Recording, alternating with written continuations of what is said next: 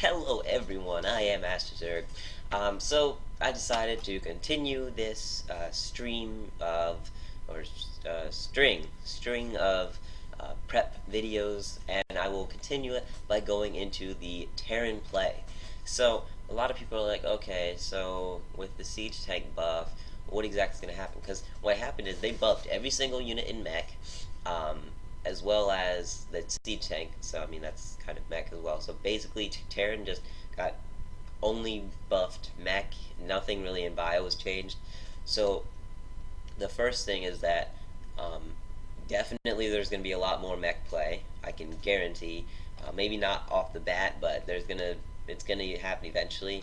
You're gonna see a lot more than usual, um, and but with bio in mind, basically, how it's going to happen is against Zerg, you're going to have a lot of Marines and probably about 10 siege tanks because you're just going to have these guys. You're going to have a lot of medevacs and you're just going to go around. So basically, all that's going to change is that Terran's going to get a lot more tanks because they're going to be like, okay, tanks do a lot of damage versus Ravagers now. So they're going to be focused on getting those siege tanks. So unless you either have a way of stopping them from getting the siege tanks or you just change your army composition, you're really going to lose to it.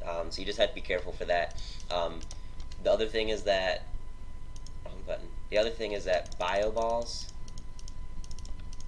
are not going to be as strong anymore because of the fact that Ravagers are going to be armored and Marauders. Um, if you look here, wait, there we go.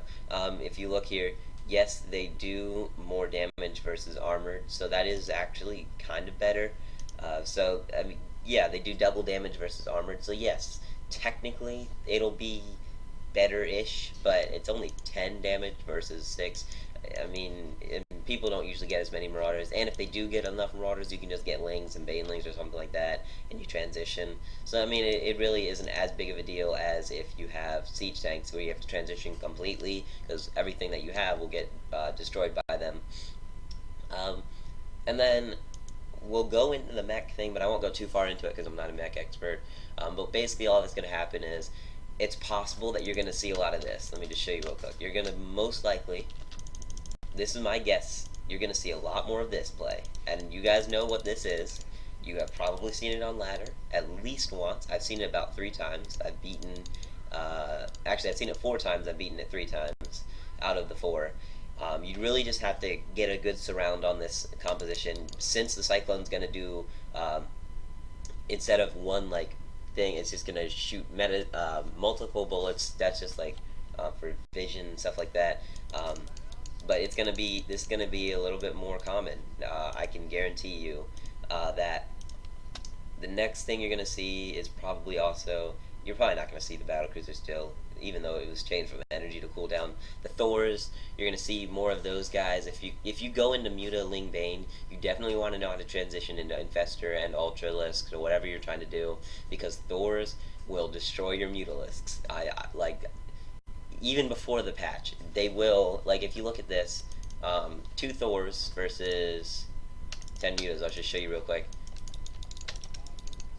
If you go in here, you will get, just your mutas will get destroyed. If you don't micro them at least, I mean, yeah, if you micro them, but either way, you're still going to get them destroyed because you're still trying to micro everything else. So 2 Thors take down 10 mutas.